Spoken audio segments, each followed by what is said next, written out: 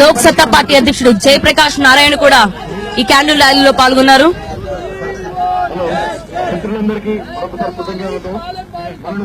Right, ఒకసారి వారితో మాట్లాడే ప్రయత్నం చేద్దాం. ముందుగా TV9 CEO రవిప్రకాష్ ఇందులో మనకి స్వచ్ఛందంగా పాల్గొన్నారు. మొత్తం ప్రజలకు పూర్తిగా మద్దతు ప్రకటిస్తున్నారు. పాలెం బాధితులకు న్యాయం జరగాలని కోరుకుంటున్నారు.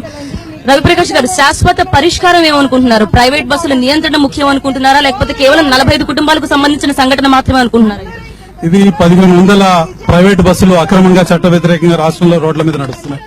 ఈ బస్సులని రోజుకి 5,000 రూపాయల చొప్పున రోజుకి 75 లక్షలు, నెలకి 22.5 కోట్లు లంచాల రూపంలో సమర్పించుకుంటున్నాయి. ఇది అవినీతికి సంబంధించిన సమస్య.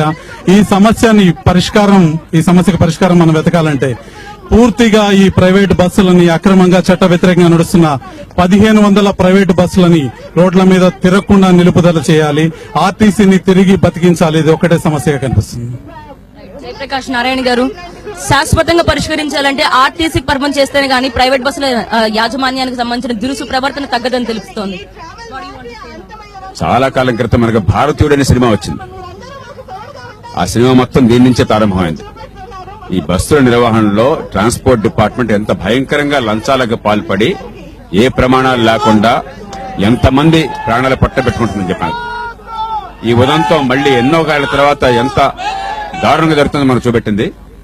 ఇవాళ స్పీడ్ గవర్నెన్స్ లేవు, ఆ రోడ్ల మీద మీకు కనీసం ఏర్పాట్లు లేవు. అసలు వెహికల్ ఎవరు నడుపుతున్నారో తెలియదు. ట్రాన్స్పోర్ట్ డిపార్ట్మెంట్ నుండి వాళ్ళకి చట్టపరంగా అన్ని అధికారులు ఉన్నా కూడా మామూలు మిగడం తప్ప రవిప్రకాష్ చెప్పినట్టుగా వాళ్ళు అసలు నియంత్రించే పద్ధతి లేదు. గందరగోళ వ్యవస్థను పెట్టారు. ఈవేళ చనిపోయిన తర్వాత ఇన్సూరెన్స్ లభించాలన్నా కూడా సాధ్యం కాని పరిస్థితి వచ్చినట్టయితే గవర్నమెంట్ చేతులు దొరుకుతుంటే స్పీడ్ గవర్నర్లు పెట్టండి చెప్పంటే సెంట్రల్ గవర్నమెంట్ స్టేట్ గవర్నమెంట్ అని చెప్పని తమాషాలు చేస్తుంటే ఎంత అన్యాయం అయిపోతుందో మనకు అర్థమవుతుంది. మొత్తాన్ని చక్కదిద్దాలి, దానికి ఇది ప్రారంభం కావాలి. కానీ ఇన్షియేస్ ఇప్పటి వరకు ఎవరు తీసుకోకపోవడానికి కారణం ఏంటి? అంటే పునాదులు మొత్తం వేళ్లూనుకుని పోయింది అనుకోవాలా ఈ వ్యవస్థ అంతా? ఇప్పుడు తెగలాగితే డొంకంతా కదులుతుంది. ఈ అవినీతి సామ్రాజ్యం మొత్తాన్ని మట్టుబడ్డానికి వాళ్ళు సిద్ధంగా లేరు.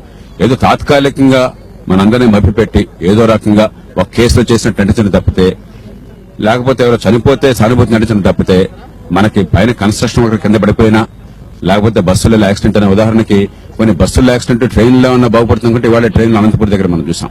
కాబట్టి కనీస ప్రమాణాలు పాటించే వాళ్ళు బయటికి వెళ్తే చచ్చిపోతామనే పరిస్థితి తీసుకొచ్చారు. దీనికి కారణం పూర్తిగా చట్టం ఉన్నా కూడా దాన్ని పాటించే నాథుడు లేకపోవడం, రెగ్యులేట్ చేయవలసిన లంచాలు మేత వేసేసి దేశాన్ని దోచుకోవడం. చూస్తున్నారు మొత్తం క్యాండిల్ ర్యాలీ ఇప్పుడు మనం కేబీఆర్ పార్క్ వద్ద జరుగుతోంది. TV9 సిబ్బంది మొత్తం విలేకరులు మొత్తం పాలెం బాధితులకు పూర్తి మద్దతు ప్రకటిస్తున్నారు. ఇది కేవలం పాలెం బాధితులకు సంబంధించిన విషయం కాదు, ప్రైవేట్ యాజమాన్యం ఆర్టీసీని ఎలా ముంచేస్తోందో బయటకు తీసుకొచ్చిన సమస్య.